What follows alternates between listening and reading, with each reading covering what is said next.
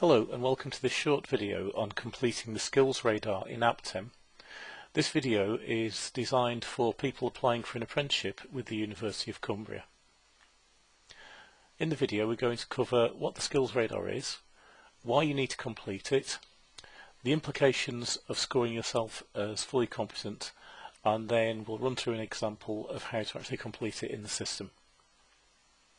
So the skills radar in APTEM is a self-assessment against the skills, knowledge and behaviours required for the apprenticeship standard.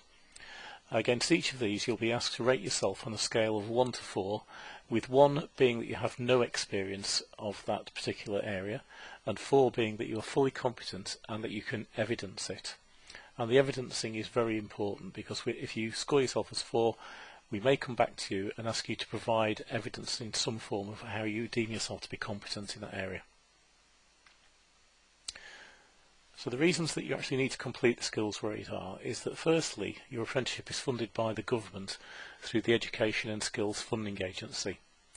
These set rules which must be observed in order for the programme to be funded, and the first one of the relevant rules says that there must be a detailed analysis against all of the skills, knowledge and behaviours carried out before the apprenticeship starts, and that is to ensure that you need the learning provided by the programme.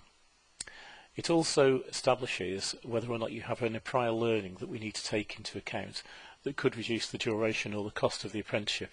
And the intention here is to save public money not being spent on learning that's already been achieved. So when you complete the skills radar, if you assess yourself as fully competent, that is as a 4, you're confirming that you can actually evidence competence against that element. It means that you can provide either written or statements from other people to show that you are fully competent there. Now, as a result of that, you may be entitled to a reduction in the duration or cost of the apprenticeship, and this is again to reduce the spend by the government on apprenticeships. But finally, one of the implications is that if you mark yourself as fully competent against a significant number of areas, and the result is that you need less than 12 months to achieve full competence, you won't be funded by the SFA for the apprenticeship. They will not fund training that takes less than 12 months. And we do have examples of where people have scored themselves as 4 against every element of the standard. And in effect, this is saying that you don't require the training. What we're going to do now is just briefly look at how to complete the skills radar in APTEM. So in the system, this is the screen that you'll be presented with. You've got the areas listed as K, which is knowledge, S, which is skill, and B, which is behaviour.